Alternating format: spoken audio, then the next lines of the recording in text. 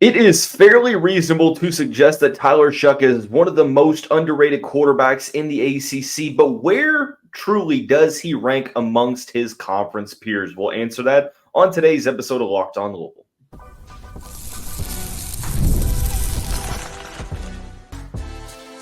You are Locked On Louisville, your daily podcast on the Louisville Cardinals. Part of the Locked On Podcast Network, your team every day. Card Nation, what's going on, everyone? Welcome into this Thursday edition of the Locked On Louisville podcast. I'm your host, Dalton Pence. Thanks again for making us your first listen of the day. Just a reminder, Locked On Louisville, free and available on all streaming services 5 days a week. Your team every day. Joining us finally, it feels like months off the show, G-Money, Grant Mulligan, back on, football analyst for the stateoflouisville.com. Grant, what's going on, man?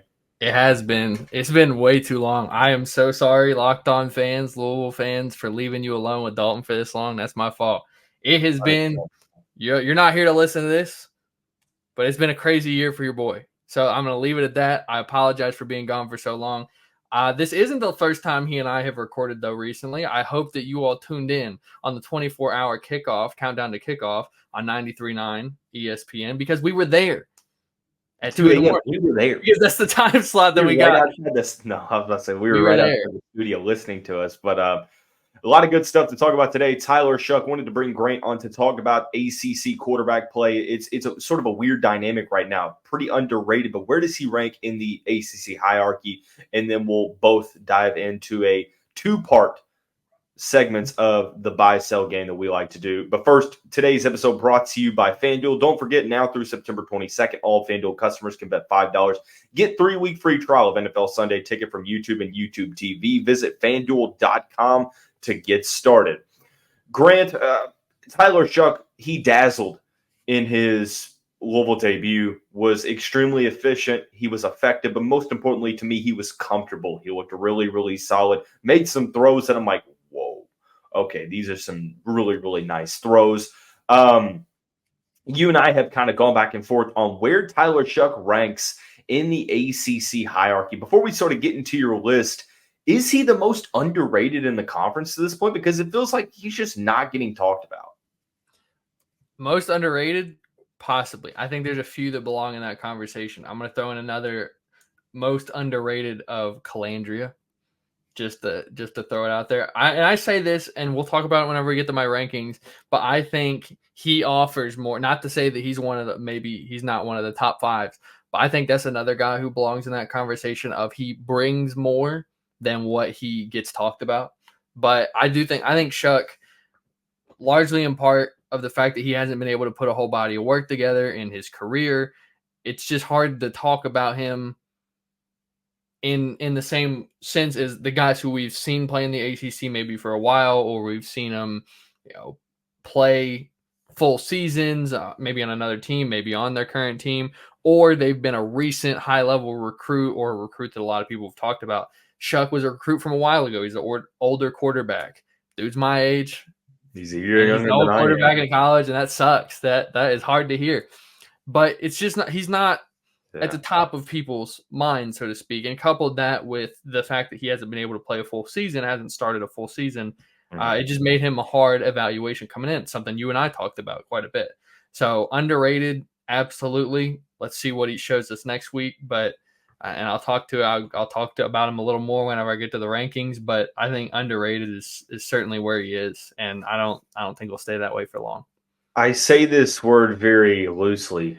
Briefly,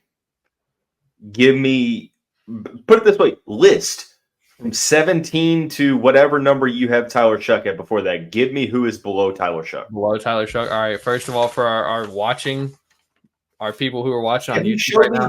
He showed me these 3 pages of notes. I'm like, my man, brother, this is a 9-minute segment. What are you I do research. So for those at home wondering, man, is this guy just some scrub? I'm learned up, okay? I've come in prepared with notes. That's 3 pages of quarterback notes. I said briefly, and Grant. I'm already going on about. He's in 45 seconds. Okay, Grant. Briefly. Guys behind him. Okay, Connor Harrell, UNC.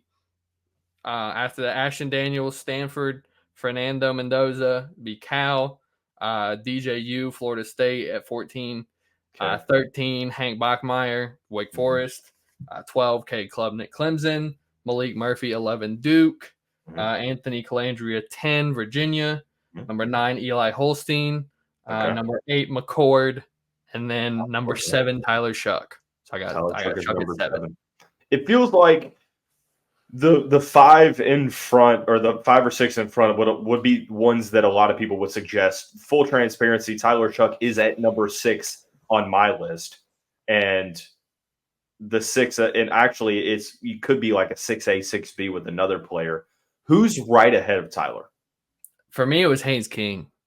Okay, I have Haynes King a little bit higher up that list. Haynes King's actually 3rd on my list.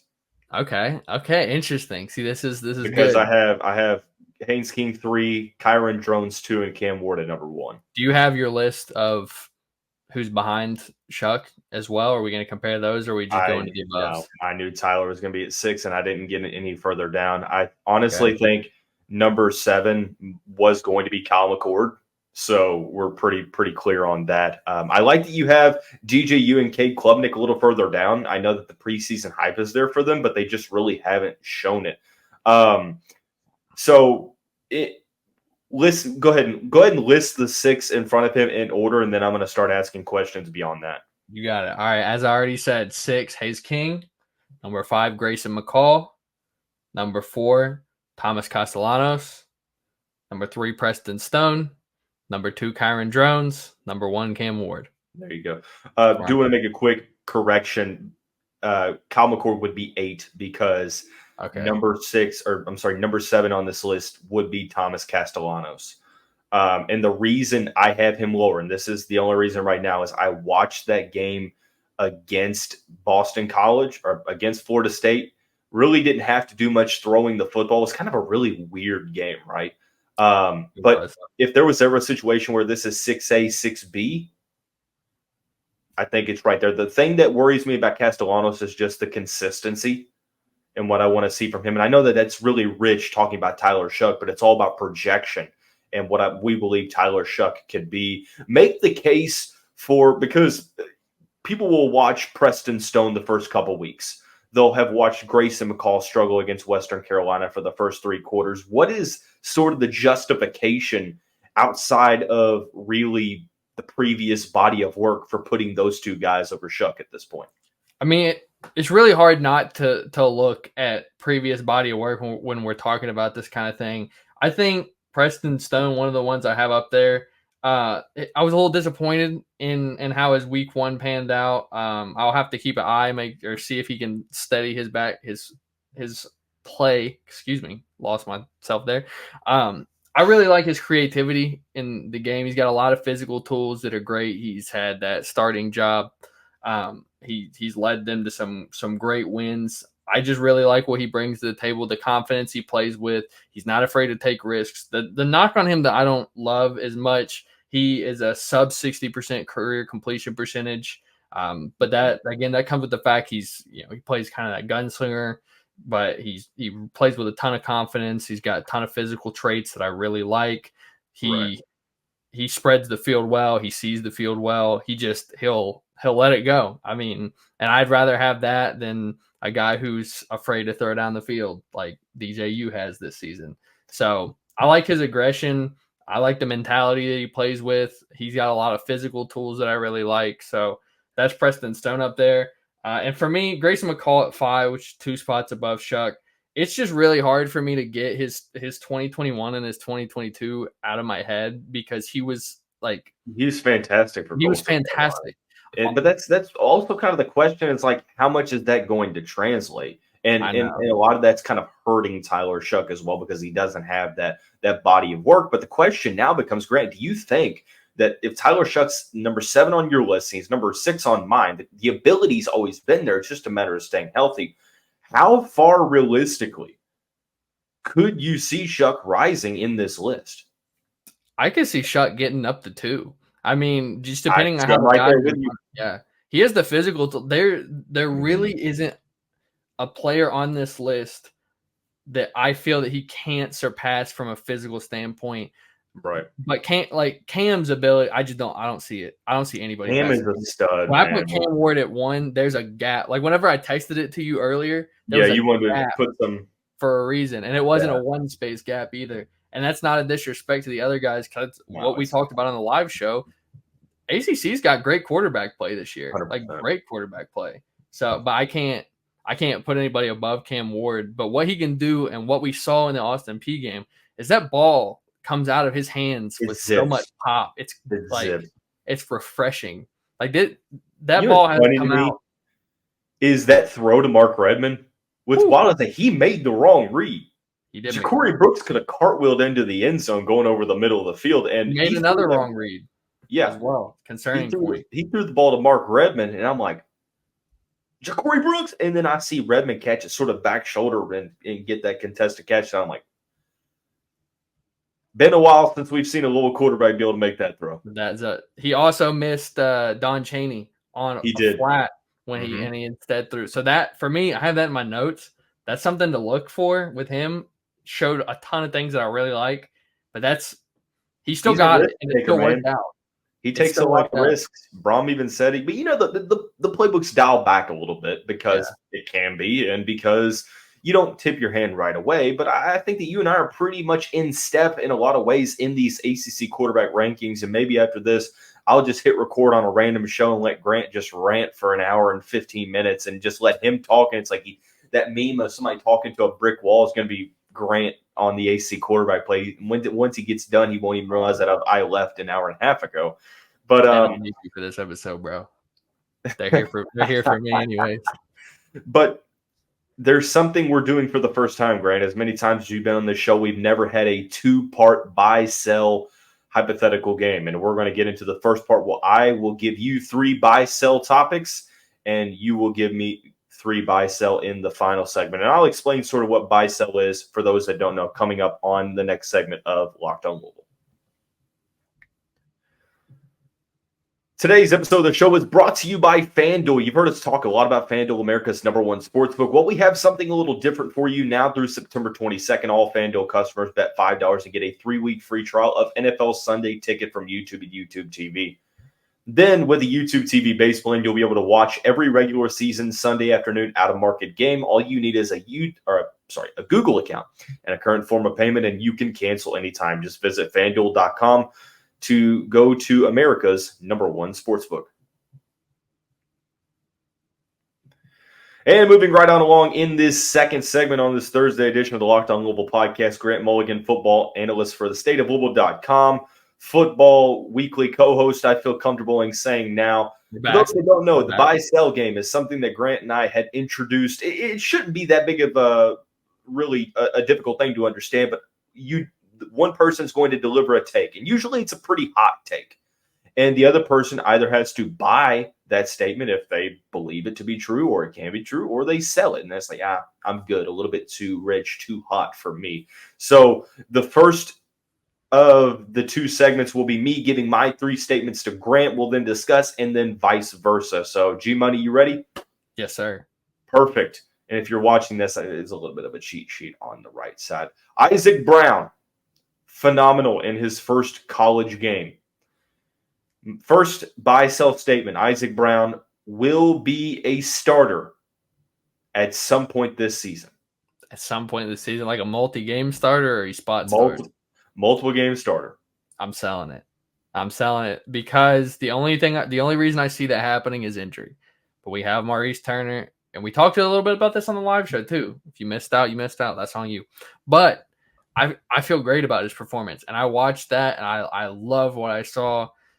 But I think this is a perfect opportunity to have him as a tremendous change of pace back right now. There's no reason to force him into starting reps when he's a true freshman. He's 18 years old or possibly younger, maybe a little older. Either way, we're set up, our backfield set up in a situation where we have guys who are talented in front of him too, that we really didn't even get to see a lot of. So I think we're getting too short-sighted, and because we just saw the excitement of Isaac Brown. Our top 2 running backs really didn't play because of just how the game went. They didn't need to, and there was no reason to risk injury for that. Does Isaac Brown have the talent to be a starter? 100%. But with the way that the backfield lays up this year, I see no reason to force him into that role or to put him into that role day one over guys like Maurice Turner and Don Chaney. I think he fits in perfectly. Like, this is ideal scenario to have a guy like him with his specific skill set and his talent, while he still refines some of the other aspects of his game. He still has that game-breaking speed to come off as the third back, as the change of pace guy. And you don't have to worry as much about some of the deficiencies that he still has to work through that'll come with age and experience. So I think where he's at, maybe he even moves up to 2-back. But I just personally, I'm selling the idea that he's 1-back this year. That's fair. I if you would have changed the question to be top 2 in the depth chart, I would have bought it and probably up the ante a little bit. I think it's possible.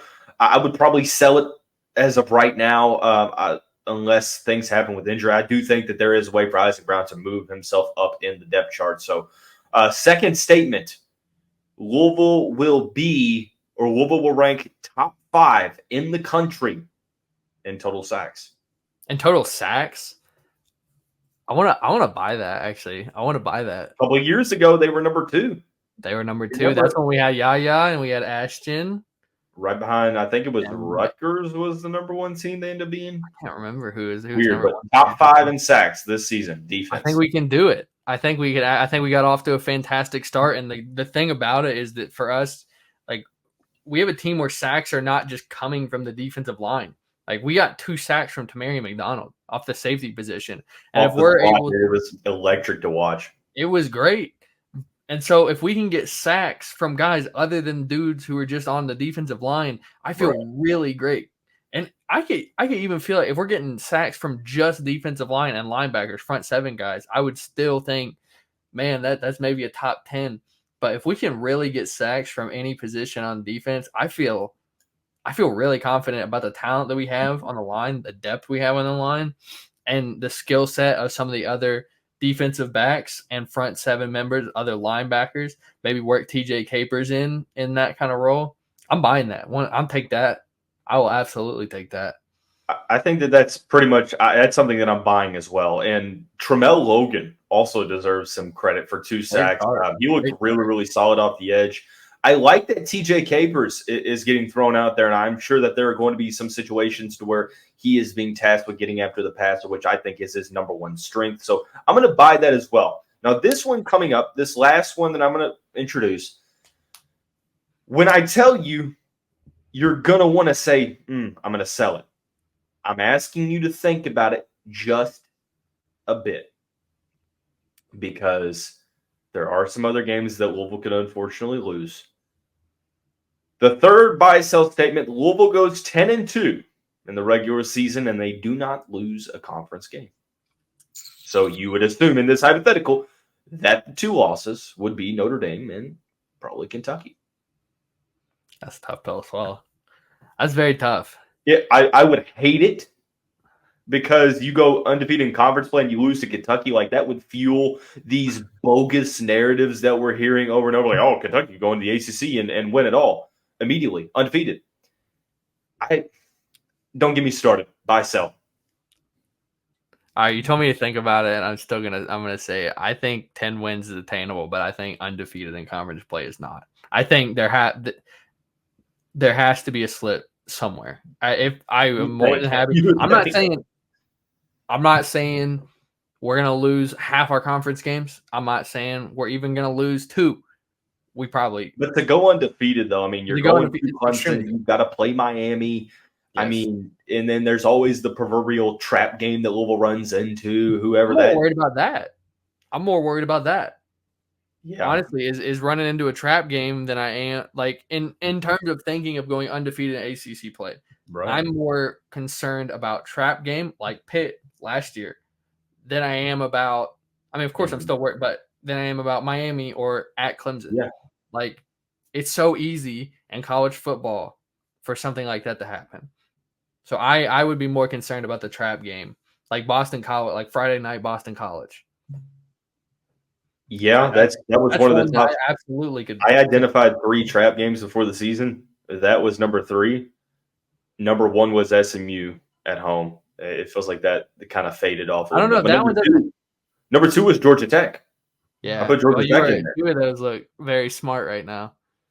I don't Yeah. know if SMU is as much of that one feels, or it felt It at felt the like an beginning of over. the season, it was I more feel like I kind of oversold it a little bit. But this particular buy sell, it's almost like it's so weird to me that I would just like not touch it.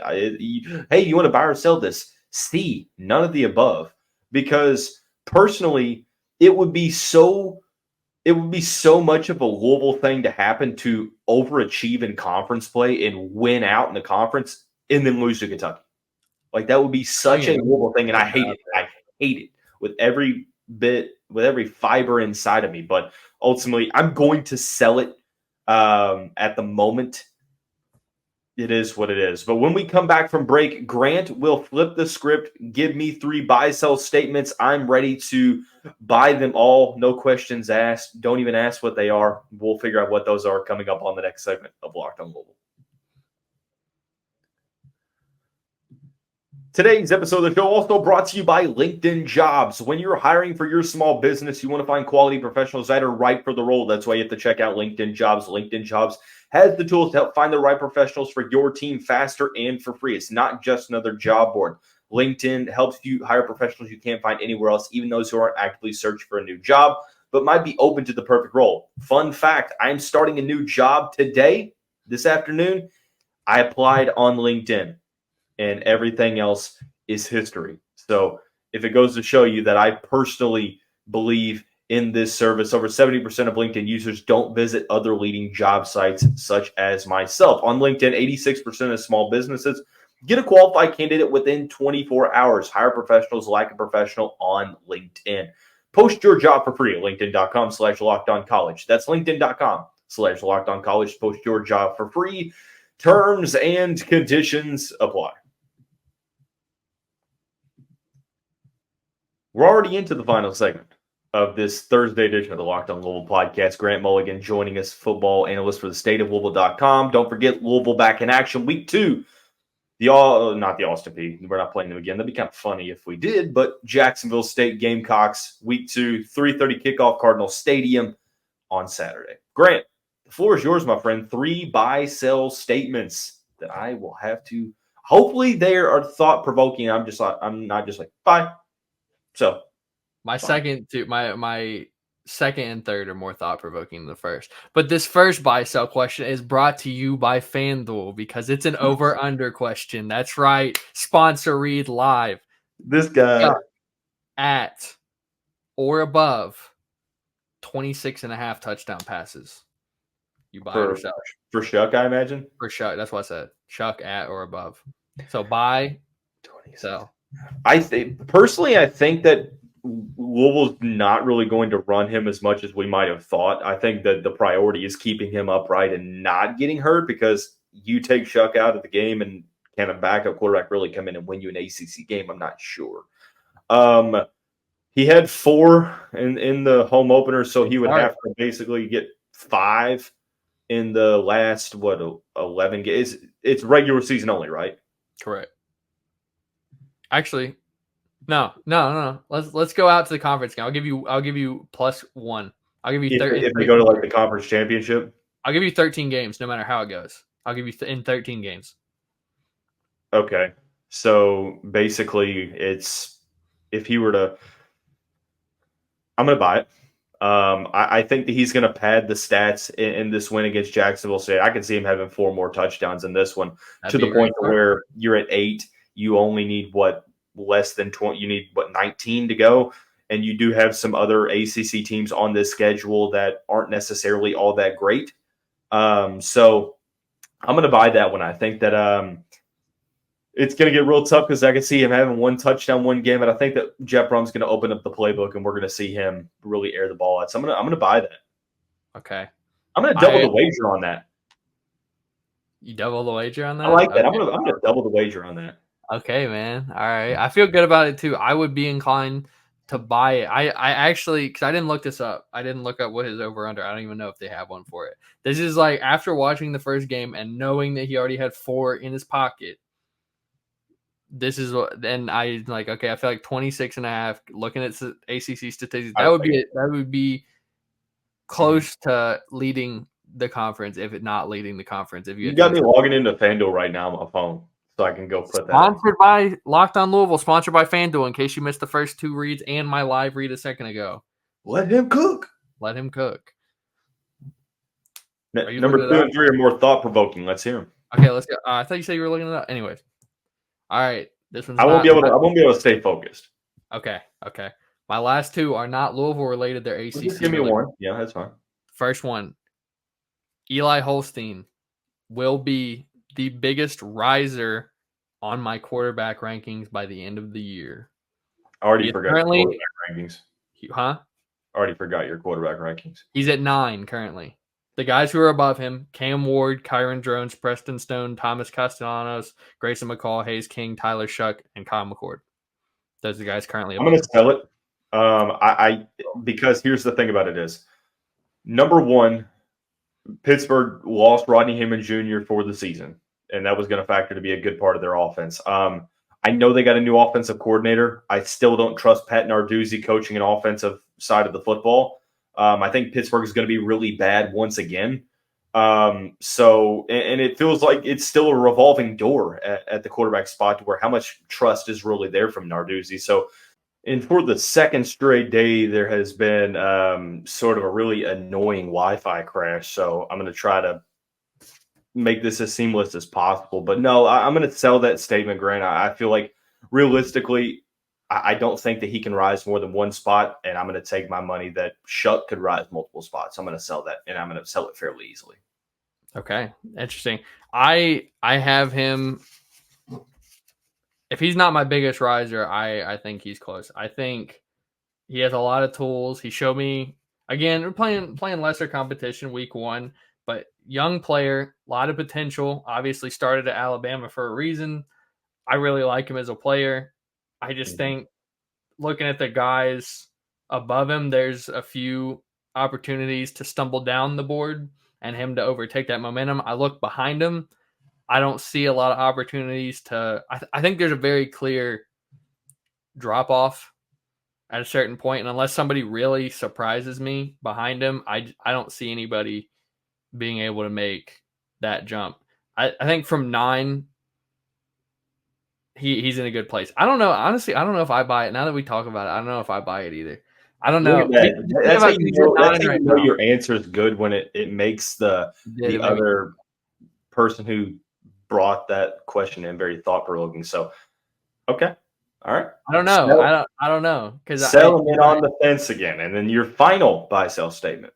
My final is controversial, man. I'm going to say buy or sell. Boston College finishes in the top 4 ACC standings. I thought you were about to go 2, and I wasn't even really going to let you get that final thought out.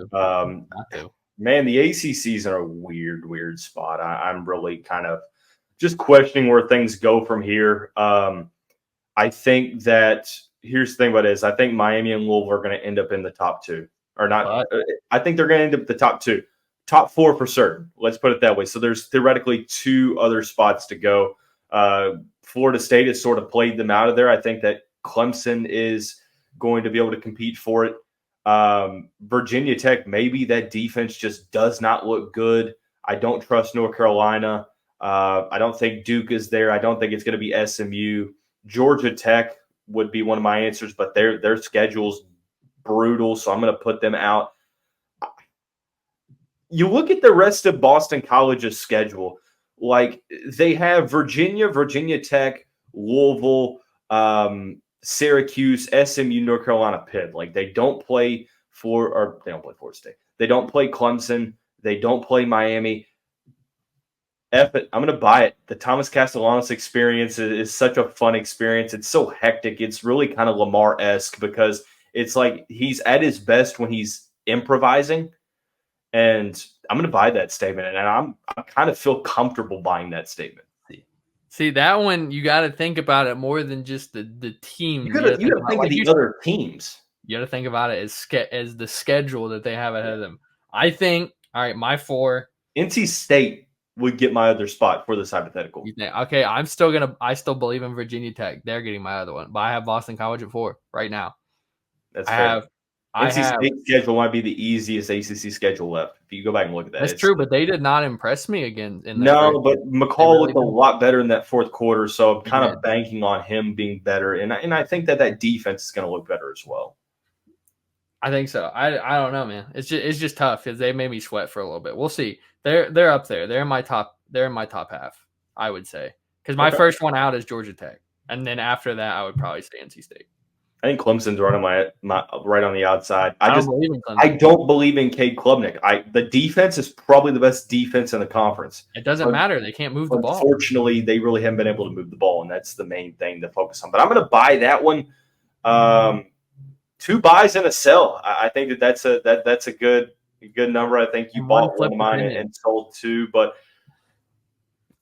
the timing's throwing me off with the Wi-Fi crash. But that is going to wrap up this Thursday edition of the show. The last episode before Louisville is back in action. We have a bunch of preview of Jacksonville State matchup, the recap of this past week's game, and much more on the episodes on YouTube or whatever streaming service you utilize. That's going to wrap up today's show.